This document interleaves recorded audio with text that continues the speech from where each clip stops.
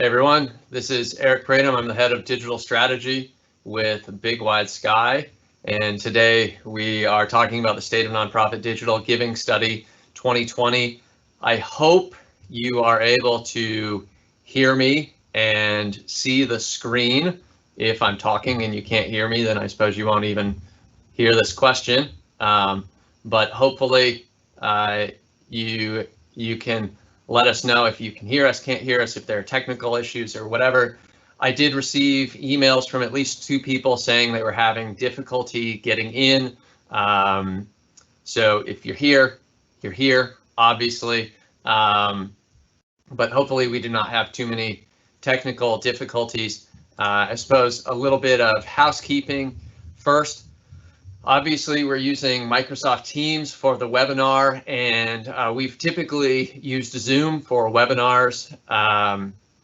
There are a couple of quirks that we found in testing for Microsoft Teams. One thing is that there is a 10 to 20 second delay on the audio and the video from when I'm speaking to when you're receiving it. So if you submit a question to the Q&A and it seems like I've moved on without addressing it, that does contribute to a little bit of the delay. Fortunately, my colleagues Beth and Edie are here to help. So while you probably will not see them, you might hear their voices at some point if they let me know that I need to pay attention to something. And if there are questions that they can deal with in the Q&A, then you may very well see them replying to you. Other quirks that we have found with Microsoft Teams, it seems like Teams is built to broadcast to very large groups. So unfortunately, there are the chat function is locked down, where they don't seem to, Microsoft doesn't seem to let you chat. It's really a moderated Q&A function. I think if I saw correctly, it looked like for at least some people, the audio and the video appeared to be working. As you have questions or thoughts or comments, please do submit them to the Q&A. We'll deal with as much as we can here today. If we don't have time or if it doesn't fit in, then we will deal with them in the follow-up, of course.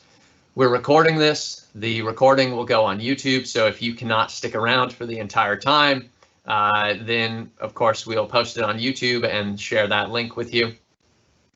We will also send you the study. We're putting the final touches on the design and the copy and so on. So with Thanksgiving in the US being next week, it'll probably be the first week of December when we actually send the study out. But everybody that's here today or has registered, of course, will receive the study.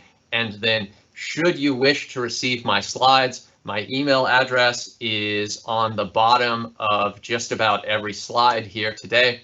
And so I put a link in my email autoresponder to download the slides. So if you think that they would be of any value, send me an email. You can say anything you want or nothing at all, and you should just get a normal sort of Outlook autoresponder that will, allow you to download the slides, as I said.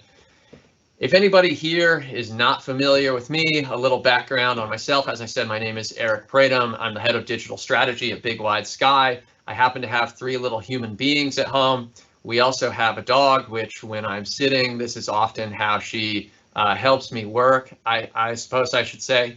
And if any of you have seen my presentations before, you probably know that my wife will not let me use her photo in my presentations. So until that changes, this will continue to be her photo. She's a beautiful woman, of course, but that's a little bit about me. As far as work goes, over the last 10 years, I have worked with over 2,000 nonprofits, from some of the smallest to some of the largest. And then for 7 years before that, I worked primarily in Fortune 100, enterprise, social media, digital analytics, e-commerce, and mostly sort of like new digital marketing projects, things that either were not as common at the time or bigger organizations trying something new.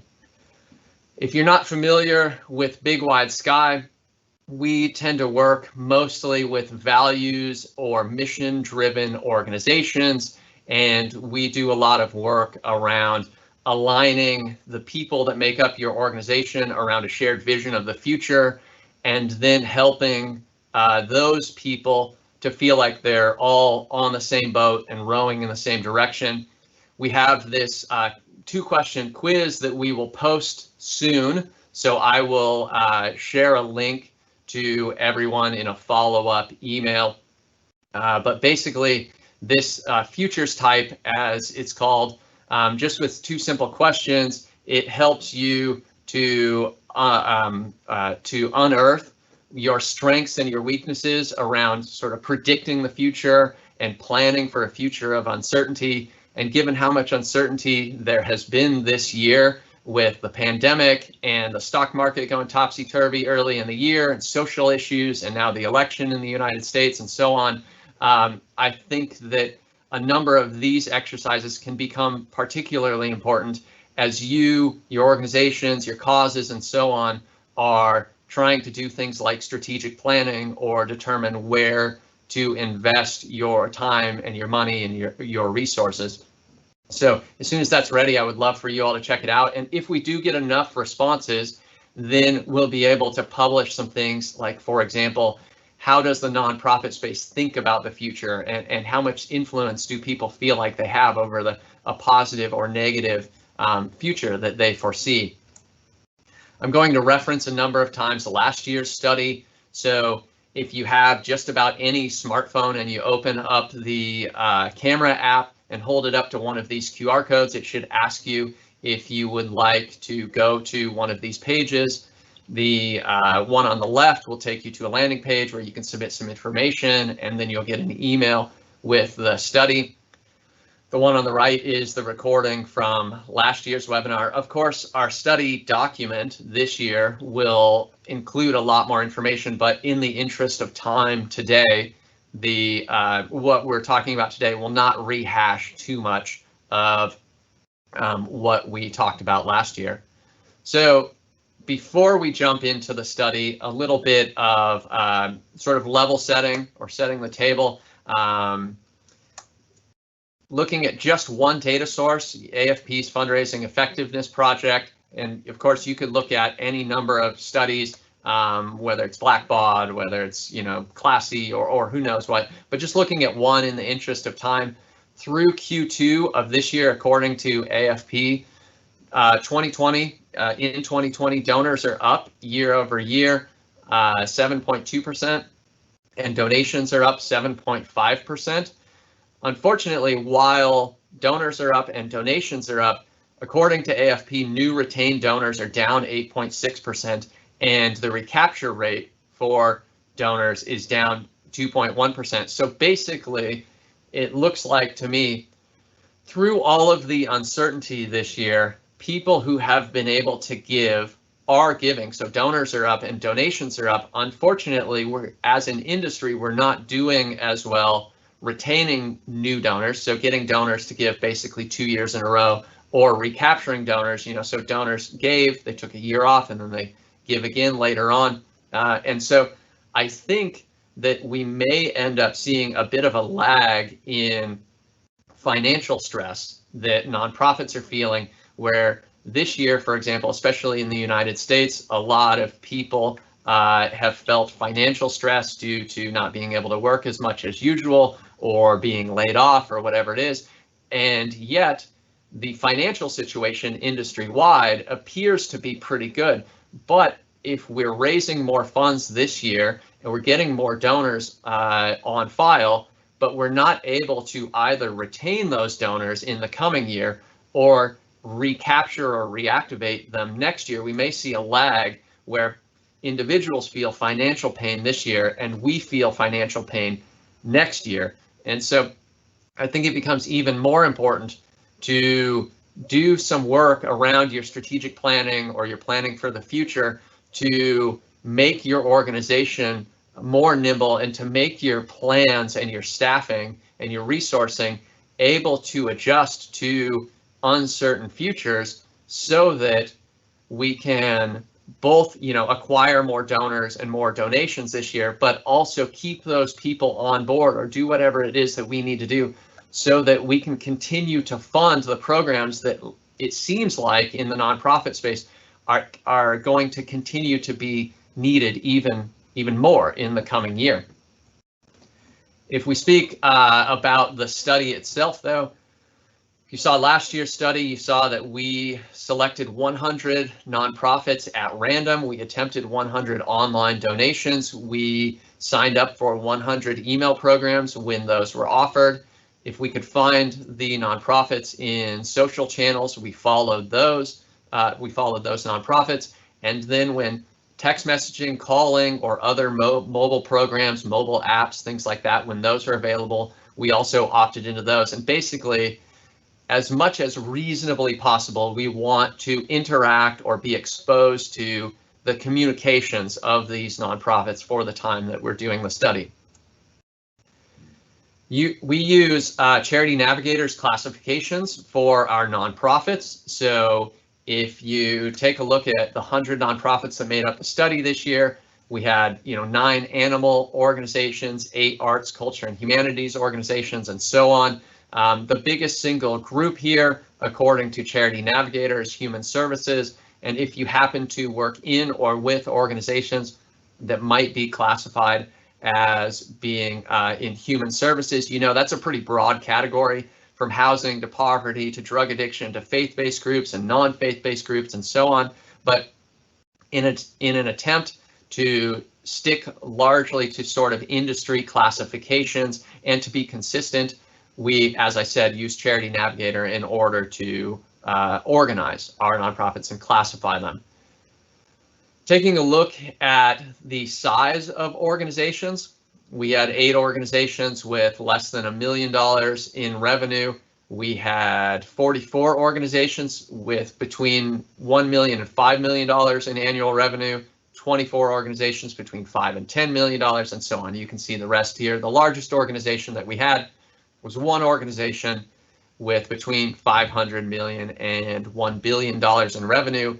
In case it helps to see sort of the typical size of organizations, the median annual revenue for an organization in our study was $5.3 million in annual revenue with expenses of $4.6 million. So for some of you, of course, that's a big organization, certainly.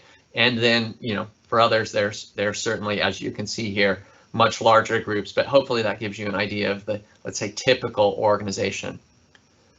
Much like last year, we looked at 544 emails, 48 direct mail pieces, 3 phone calls, 3 text messages, and hundreds of social media updates. These numbers are up to date through this morning. Actually, we received our last direct mail piece yesterday, and we checked all of the emails through this morning. We added into this, though, this year, a lot of data about websites and search engine optimization. So we had 11 gigabytes just of CSV files containing information about 574,000 web pages, 109,000 images, almost 13,000 PDFs, and over 18 billion links. There's so much data, in particular the link data, that it has taken weeks to process all of it. And unfortunately, we probably won't even be able to process all of it for the study itself, for the document. So I would encourage you, if you're at all interested, please do either connect with me on LinkedIn, send me a connection request if we're not already connected, or follow Big Wide Sky, email, social channels, whatever you prefer, because as we get more information, we will publish new things, and in particular with the website and SEO data, which I think is relatively unique amongst nonprofit studies. I'm hoping that we'll find things that we can share later on that you'll find valuable either for your cause or the causes that you work with. As far as the overall experience, some of you are familiar with this. We try to put ourselves in the position of the average new donor. So let's just imagine that you're talking to one of your colleagues and you say, hey, I have, I have 2 dogs and I have a cat and maybe I grew up on a farm or something like that. And your colleague says, oh, well, if you care about animals, you would really love X, Y, and Z organization. Well, if that person's recommendation carries some weight, or if you're really interested in it, one of the most common things for a lot of us to do is to go online and search for that organization. And unfortunately, one of the things that we found is not just the process of finding nonprofits in our study, but also the overall website experience from the homepage to the donation page to the user experience is just largely, let's say, not as good as it could be. And this is similar to last year, but I'm hoping that some of the data points that we provide will help you as you drive to the end of this year and as you go into next year and you're retaining donors to improve your overall performance.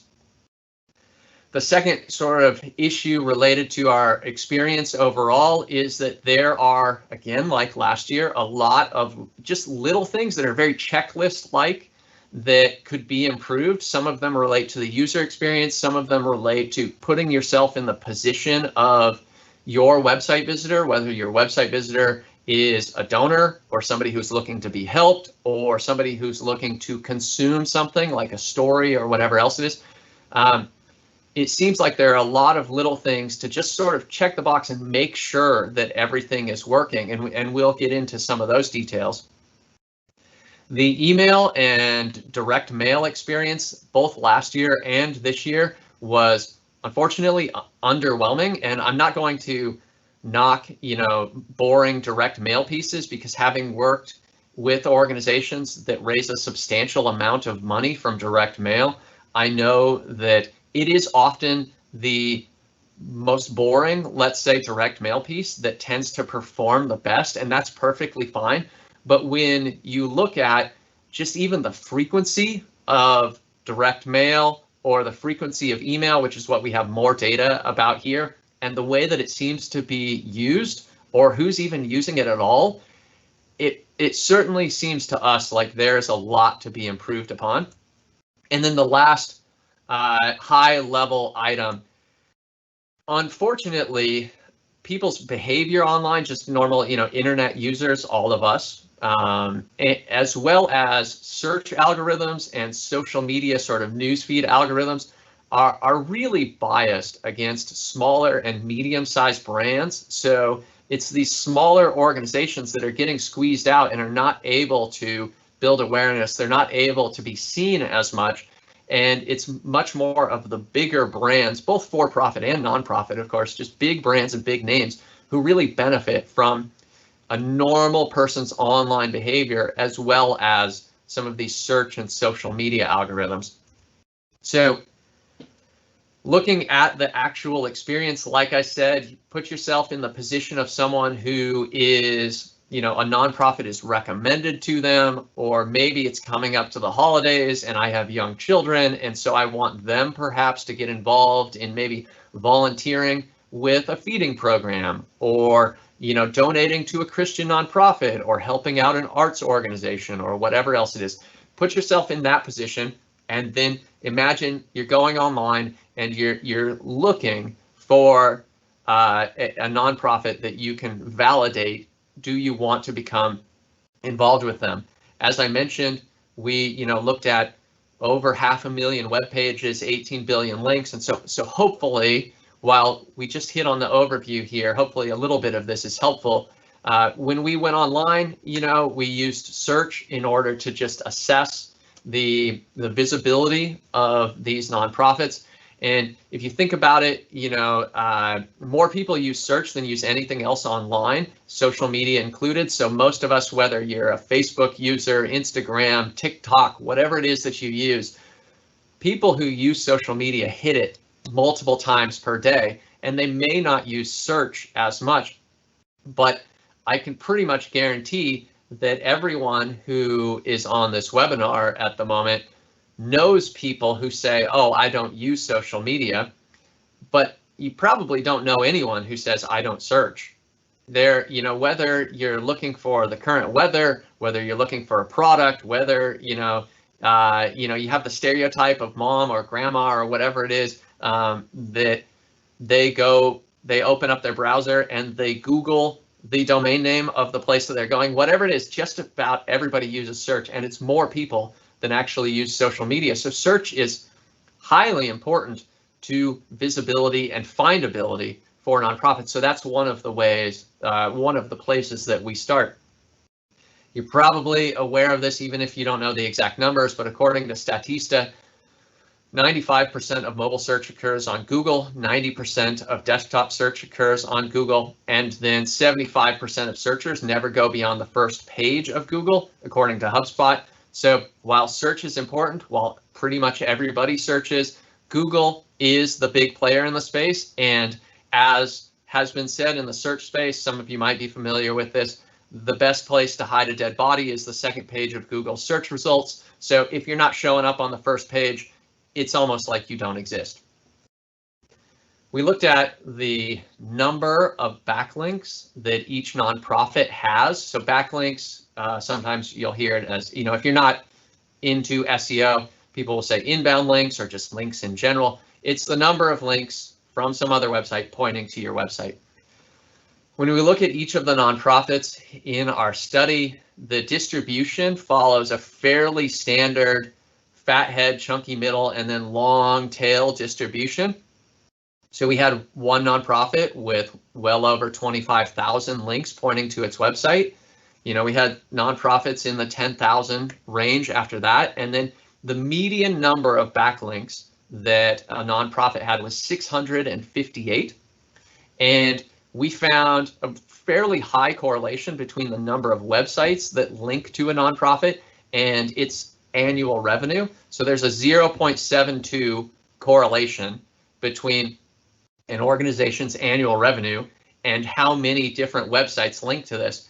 And I think, I would definitely test this and look further into it, of course, but I think the chain of causation or the direction that it goes both directions, because you can imagine that if an organization has built a big enough brand where it gets talked about, whether that's online or it's in the media or whatever it is, it becomes more likely that people who are writing news articles, who are blogging, who are posting to social media are more likely to link to this brand or this nonprofit's website. And by the time you happen to get a big enough brand that people are talking about you, you're probably also getting exposed to enough people that you're growing your donor base and your total amount of revenue. And could it work the other way? It probably does in certain cases, but maybe not a lot, where there are nonprofits who really undertake a big awareness program, not just in link building, of course, but in social media activity, in PR, or whatever else. And there are probably organizations who don't have the largest amount of revenue, but they undertake a very specific campaign to grow their awareness. And in this example here, to get more people to talk about them, to get more people to link to them. And all things being equal, not all links are created the same. Of course, not all are the same quality, but for the moment, for simplicity's sake, all things being equal, the more websites that link to you, the more links that you have pointing to your website, the more likely it is that you're going to show up on that first page of Google search results when somebody searches for volunteer with an animal care organization, or donate to a Christian nonprofit, or get involved with an arts organization, or whatever else it is. So if you were, let's say, an arts organization that just has a local focus, you might think, well, we're not going to have people in New York City or Los Angeles or Toronto or whatever it is that are going to talk about us. And that might or might not be true, but I can even tell you that we have a local organization that we work with here that gets something like 80 or 85% of its typical website traffic from around the nation, in large part because it has spent a substantial amount of time building content or creating content on its website that people are interested in, that they will find in search, they will find valuable, and then they will share with whoever they're connected to, whether they run their own website or they're just posting to social media or whatever else it is. And those links and that sharing, getting exposed to more audiences, has helped them not just generate traffic from around the nation and around the world, but also when someone local searches for something appropriate to that organization, they are much more likely to show up high on the first page, much more likely than one of their competitors. And the same can happen for a nonprofit, even if you happen to be smaller. You just have to be really intentional about how you go about building that awareness. Now, I said that not all links are created equal, so in the interest of not completely nerding out on this here, a domain rating, or depending on which SEO software tool you're using, in certain cases might be domain authority or something else, but in this case a domain rating is essentially a measurement of how valuable a website is. So if you have a domain rating of 0, that's the junkiest website on the internet. If you have a domain rating of 100, that's the highest quality, most valuable website on the internet. So those are your New York Times, your Facebook, your Wikipedia, your Amazon, or whatever else. If you get 1,000 links from the lowest quality junky websites on the internet, those may not help you as much as one link from the highest quality website on the internet. And there are other factors here. There's topical relevance and all of this stuff. But for the sake of simplicity today, if as a nonprofit, you want to go about being found more in search so that you can get exposed to more people and either help more people if you're, let's say, a drug addiction center or something like that, or you want to be found by more volunteers, more donors, whatever else. Not all links are created equal, and in an ideal scenario, you would love more links from the New York Times sort of websites and less links from the junkiest websites on the internet. So, but unfortunately, when we look at most nonprofits, most of them, almost 50% here, have links from websites with domain ratings that are in the 0 to 10 range, and that's not helping you very much. If you, for example, if you know someone who is highly reliable, somebody who's really smart, or they happen to know their stuff in a certain area, and they say, oh, well, if you need to learn more about this, then you should go and talk to Bob. Well, if the person's reliable and you trust them and they know their stuff, you're a lot more likely to follow through on their recommendation than you are if that person is unreliable. And the same thing is true of links online. If Google sees a link from a website that's, has a high domain rating, it's going to pass more value and help you bump up much higher in search results than if it sees 1,000 links from the least reliable, the lowest quality websites. So as you attempt to build visibility, you want to focus on quality. And I'm not going to go into it too much today, but for what it's worth, if you don't have an SEO software tool or something like that, there's a tool called Google Search Console that will help you. If you verify your website, Google Search Console will show who links to you. Or if this is something that is just well outside of your area of knowledge or interest, if I have the time and you email me, I will do my best to run a report and show you who links to you, what the quality of those links are, what the topics are. If I can get to it in time, I can also look at competitors. But nonetheless, as I said, all things being equal, more links will help you be found more when people are searching for relevant things, and more high quality links. If we look at some of those lower quality links, this is just, sort of a highlight or an example, but searchfolder.net happens to have a domain rating of 1. So this is the lowest quality website on the internet, but it also happens to link to 28 of the nonprofits in our study. So are these nonprofits, despite the fact that they have one more link each, are they getting a lot of value out of this? No. This website, which says Wikipedia, but if you look in the browser bar, is dotted-carrier-798.appspot.com, also domain rating of 1, so the lowest quality website that's out there. It happens to link to 23 websites in our study. janhit.in, hopefully I'm pronouncing that properly, domain rating of 1, and it links to 22 websites in the study. Healthgolds.com, domain rating of 1, links to 21 websites in our study. FindHistoryHere.com, domain rating of 1, and it links to 20 websites in our study. You can't control who links to you online, just like, you can't control when somebody says, go talk to Bob or go talk to Eric. I can't control if that's a reliable person or an unreliable person, but still not all links are created equal. And so as you try and build your visibility and build your awareness and build the ability for you to be found when somebody is, for example, looking for a drug addiction treatment program for their brother or their sister, ideally, if you're fulfilling upon your mission, you would be found for something like that. And to be found, you need to be on the first page of Google search results. But let's just say you've gone through this process, you found the organization that was recommended to you, or you found that volunteer opportunity that you were looking for. And so finally you visit the website, and what you're hit with is 3 pop-ups. Now, as a user, I'm not the biggest fan of pop-ups or light boxes, but that's largely because most organizations do a terrible job using these things. And I understand why, but in this case, I visit Laura's house and I see a safety alert in the upper right, book a presentation in the lower right, and I see the email sign up on the left side.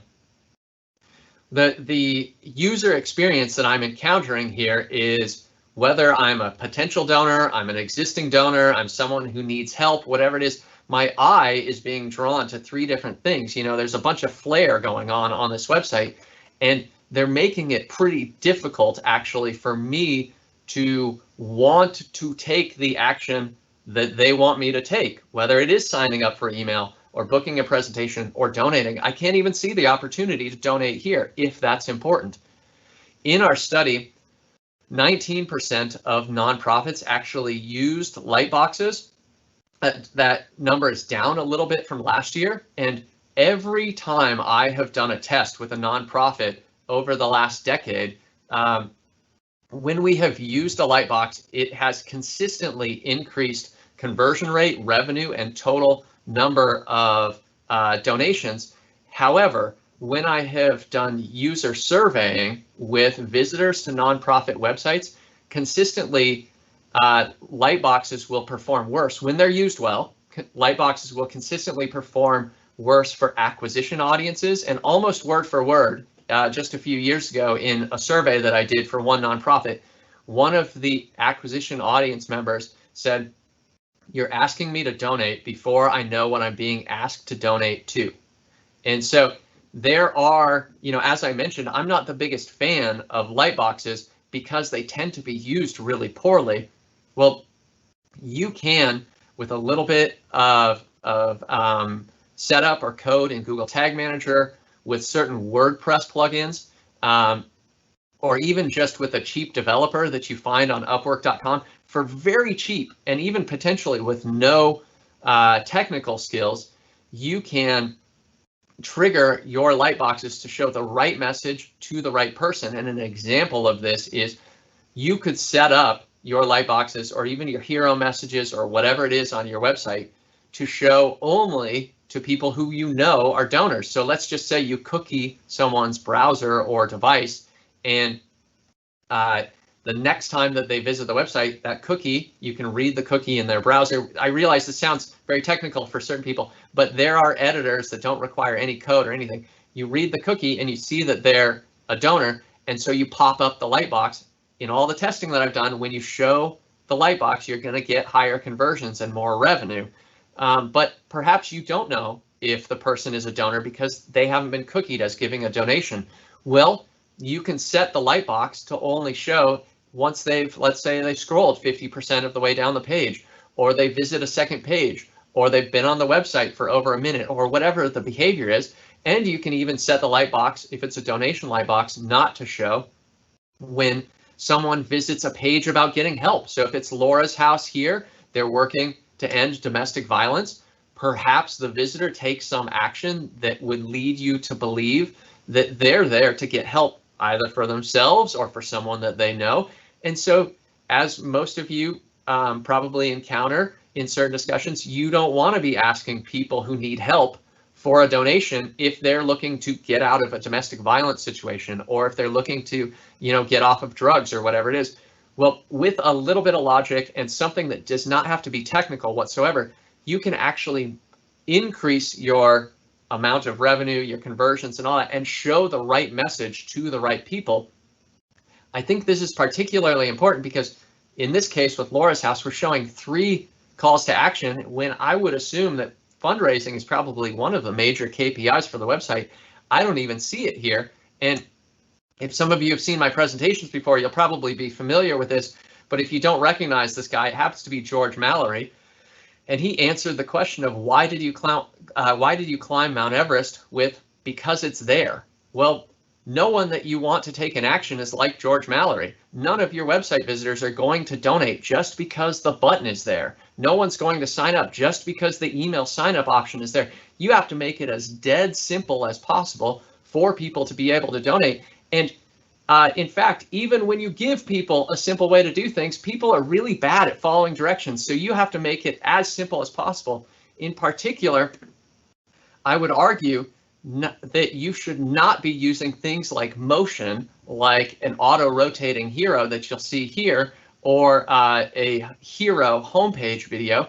We had 37% of nonprofits in our study used an auto-rotating hero, and we had 10% of nonprofits that used a homepage video. Now, I have contributed to websites before that used both of these things, so it's not like I'm not at fault, and I get it why video is interesting because it can, in certain cases, tend to look modern or different from other websites.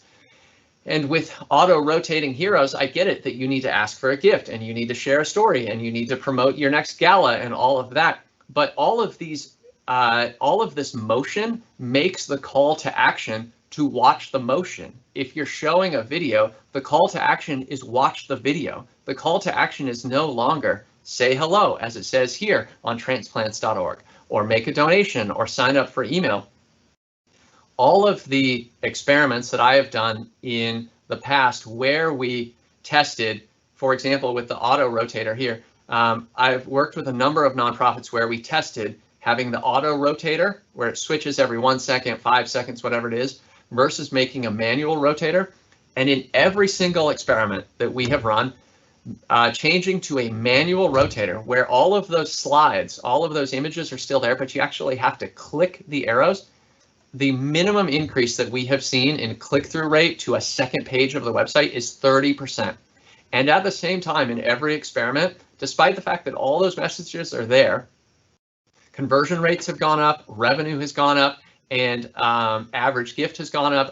Everything has gone up. The overall website experience has improved, and I would say that that's because as a website manager, if I am not controlling for showing the right message to the right person, at the very least what I can do is put what I think is the most important thing in front of people. If it's a story or if it's an ask or whatever, I put that up first. And if that's not the right thing, people can scroll or they can click the arrows rather than me introducing more of a cognitive load or increasing the cognitive load or making them sit and watch the motion of a video or an auto rotator instead of allowing them to just move on and look for the thing that they want to do. We'll round out the homepage just so that you have some of the data points. You would think, or I would think, that for a lot of nonprofits, especially at this time of year, and this is recent data, at this time of year when a lot of nonprofits are raising somewhere around 30% of their annual revenue, you would think that a lot of nonprofits would be making the ask one of the primary things that you would see on the website. But we only saw 19% of nonprofits using a lightbox, whether that was a donation lightbox or not. Let's just assume for the moment that it was 19% using a lightbox and 24% that asked for a donation in the hero. Well, not every organization is going to prioritize the ask. I get that. But at this time of year, when again, a lot of nonprofits are really looking for much needed funds, you would certainly think that more than half of nonprofits would actually be asking for a gift. But we don't see that that's the case. And every study that I have done, much like with light boxes, has shown that every experiment, sorry, I should say, where we've tested one thing versus another, that at least amongst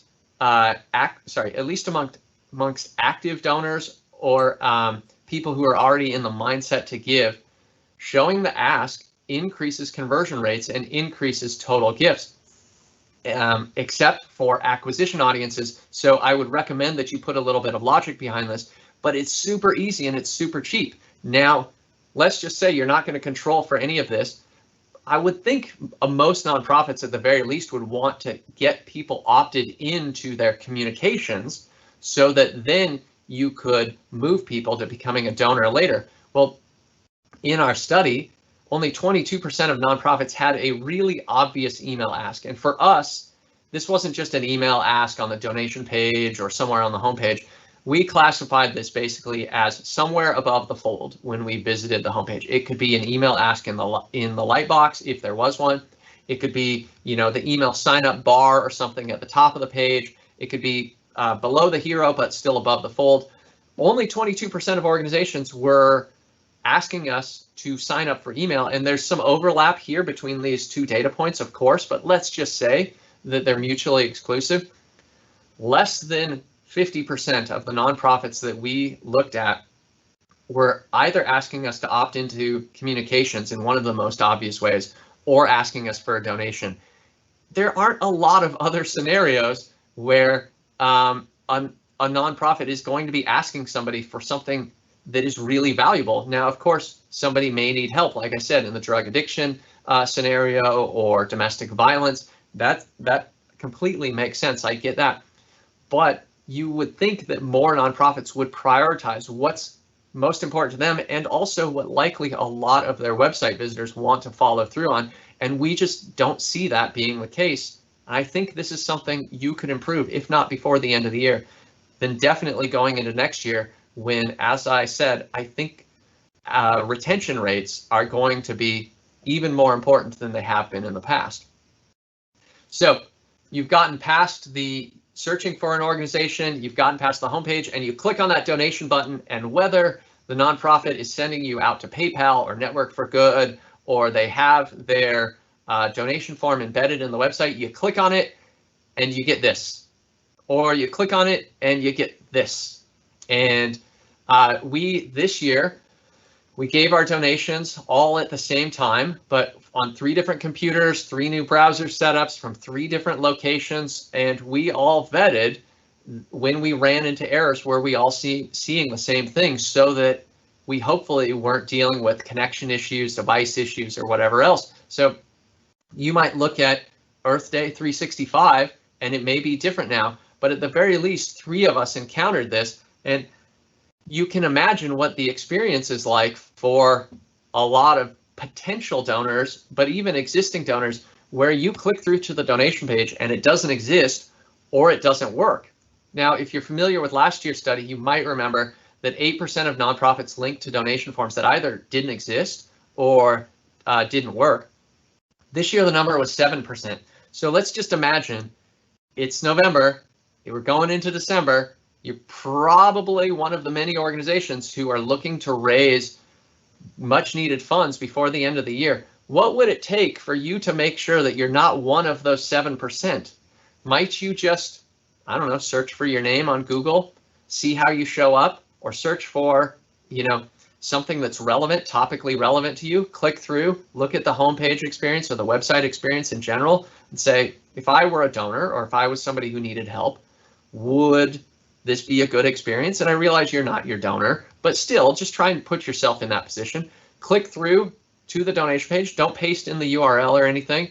Click through on that donate button, wherever it happens to be, and see if the donation form works. If it costs you 5 minutes every week and maybe a $5 donation, or if your system will allow it, a dummy donation, I would hate for any one of you to be one of these 7% of organizations where you may have tens or hundreds or thousands of people who are trying to give you donations or trying to perhaps even give their first donation, and you have all of these people trying before somebody finally raises their hand, when all it takes for you is to just go once a week or once a month and actually check if everything's working properly so that you can acquire that donor, so that you can bring in the funds to fund your cause. Now, you've found the organization, you visited the website, you made a donation. So now the follow-up experience, email and mail. 96% of organizations sent an email the same day the donation was made. Those that did not, so the remaining 4%, sent no email during our study. So pretty much everybody is at least sending a receipt, sort of like the templated, not personal whatsoever receipts, whether those came directly from their system, one Blackbaud system or another, or PayPal or whatever it was. Pretty much everyone sent a receipt. 66% of organizations sent one of these emails. 22% of organizations sent two of these emails. And weirdly enough, at least to me, most of those organizations that sent two emails sent both the sort of standard receipt, no personalization or whatever, and then they sent another receipt, but sort of like a letter version of the receipt, which I guess was their version of a thank you or a welcome. But in general, nothing that was really noteworthy. It just felt like they're sending us another receipt. I imagine this is probably because they had two systems that were able to send autoresponders. Maybe they used a PayPal or whatever it was that's going to send a receipt email automatically, and then it was connected to their donor CRM, which sent an email as well. That's fine. I understand that. But it was just weird to get a lot of two email follow-ups that were just receipts. Of course, you can see here, hopefully, that 6% of organizations sent 3 of these types of emails, 4% of organizations sent 4, and 2% of organizations sent 5. Nobody sent more than 5. These are all emails that appear to us to be unique to giving a donation. There's a small correlation. There's a 0.38 correlation between an organization's annual revenue and the number of receipt, thank you, or welcome emails that an organization sends. While the correlation is small, I believe that this is probably most likely, if there is any causation, it's probably most likely due to the fact that a smaller organization has less technical resources, less software and all that in place to welcome someone into the fold. However, as some of you have heard me reference before, according to Tom Ahern, first-time donors who get a personal thank you within 48 hours are 4 times more likely to give a second gift. So while most organizations are at least sending the receipt, it would be really nice if one of the next things you're able to do when you are working on your email program is figure out, if I can't send a real personal thank you, can I do something that welcomes someone into the fold and makes them feel good about the decision that they just made, so that the next time they're looking to give to a cause like mine, they don't just think to give to a cause like mine, they think to give to my cause. And so everybody's situation is different, of course. Not everybody has the resources, but this would be one of the next places that I would look to improve, if not by the end of the year, certainly going into next year. Once we get past average monthly emails, 62% of organizations sent no emails after those welcomes, receipts, etc. We had 12 organizations that averaged 1 email per month, 8 organizations averaged 2 emails per month, and so on. Of the organizations that sent email, the median number of emails that we got per month was 3. Of all of the organizations who sent any email, receipts included, the median number of emails per month was essentially 0. So the use of email in the nonprofit space is something that, as I said, is I think this is an area for substantial improvement, because while email tends to be not the most exciting thing for a lot of marketers, development professionals, and so on, pretty much every organization that I have worked with that raises substantial funds through direct mail or through email, one of the reasons that they raise substantial funds through those channels is because they have consistently built up their list and they've habituated them to communications through those channels, and that they use them in a way that makes sense for their audience and for their circumstances, so that when it comes time to ask for a donation, it doesn't seem out of place. But you can imagine if 62% of the organizations that that we made donations to don't even bother to send emails, how do you think it is that we're going to feel come the end of the year, or come 11 months later when perhaps they have a pre-lapse strategy and they ask us for a donation, but they haven't been communicating with us at all during that time frame? This is certainly an area that I think is ripe for being improved upon. And if you've seen some of my presentations before, you have probably seen this data point from Smart Insights. According to a study that Smart Insights did, for every dollar spent on email, it generates $40 of revenue. And my experience here has been the same. I'm going to talk about direct mail next. I see there was a question about Lightbox. So I'm going to handle the Lightbox question at the end. But please, if you have questions, do submit them. And if we can't get to them today, we will follow up through email or to the group or whatever it is. As far as direct mail goes, 63% of the organizations sent no direct mail. 10 sent their first direct mail piece within the first week of a donation. 11 sent their first direct mail piece within 2 weeks of the donation, or sorry, in week 2, I should say. Now, direct mail tends to be not the most exciting channel for a lot of, especially digital marketers, but a lot of organizations that I have worked with in particular raise substantial funds through direct mail. And even if you don't raise substantial funds through direct mail, or even if you don't want to send direct mail to an online donor, I would argue that you shouldn't measure whether or not the donor gives to the direct mail piece or gives to the email or gives to the whatever it is, but rather you should measure total return on spend towards that constituent. So in particular, or especially I should say, with direct mail, if I happen to be an online donor or I happen to be a person who's going to engage with you online, I think there is a special thing to getting multi-channel communications and getting something that I can actually touch. You might send me a direct mail piece that, yeah, is not impressive.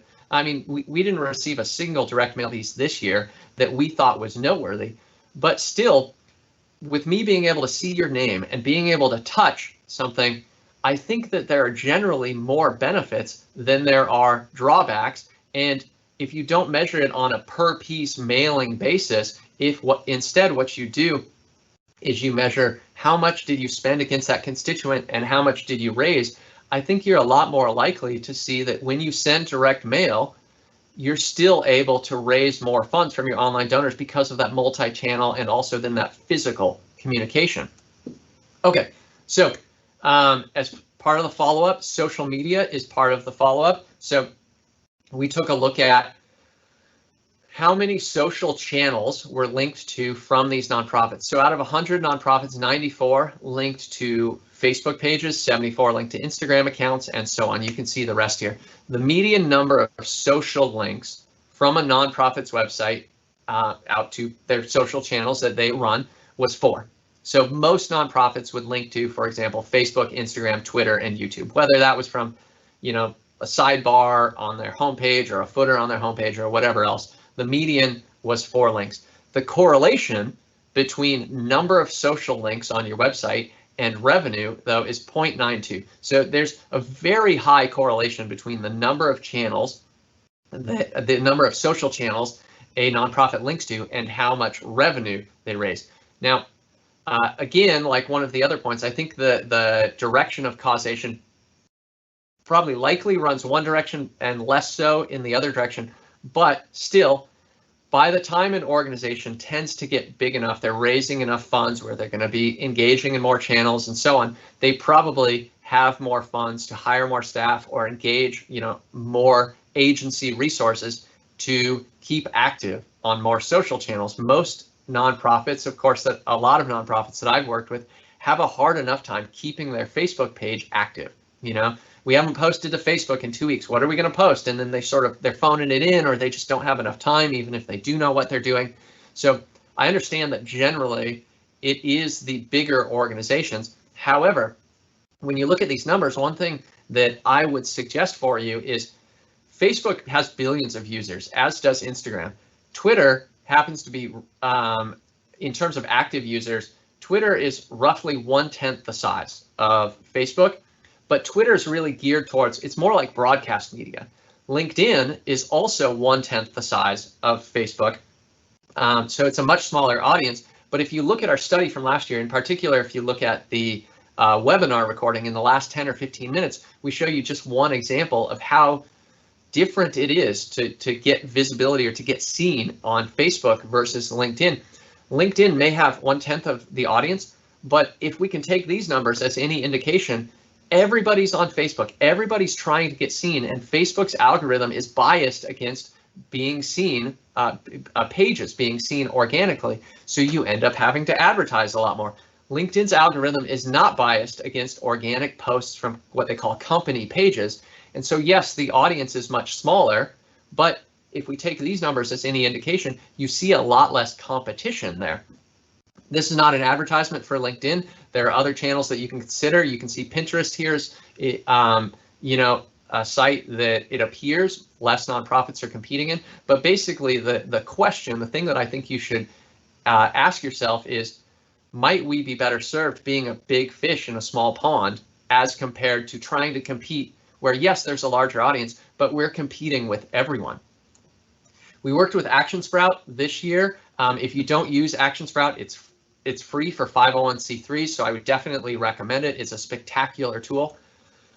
Using their data, we were able to find that 61% of nonprofits post less than once per day, 24% post at least once per day, 3% post more than 4 times per day, and the average post receives 20 engagements. We found the same thing this year that we found last year. There are really high correlations between post frequency, number of people engaged, average numbers of emails sent per month, and revenue. So basically, the more revenue you have, the more likely it is that you post often to Facebook. The more revenue you have, or the more often you post, the more likely it is that you're engaging more people, and the more likely it is that you send more emails per month. We can all imagine why this is, but essentially, either bigger organizations have more resources to put towards being good at Facebook or social media in general, and so by being good and using those channels well, they are speeding away from the organizations that have less resource and are less capable of managing those channels well, and or in other scenarios potentially, organizations who have figured out how to run social media well are able to then work their way towards generating more revenue because they're getting more visibility and more awareness and drawing more people into their story. Rounding out social media, and then we'll get to the takeaways. We also looked at social media advertising. There's a 0.69 correlation between an organization's annual revenue and whether or not they run LinkedIn ads. You can see the correlations are much smaller for Instagram and Facebook. I think this is largely because for most of us, if we happen to run social media advertising, most organizations will participate in Facebook. And I do think based on my experience, that's a good idea.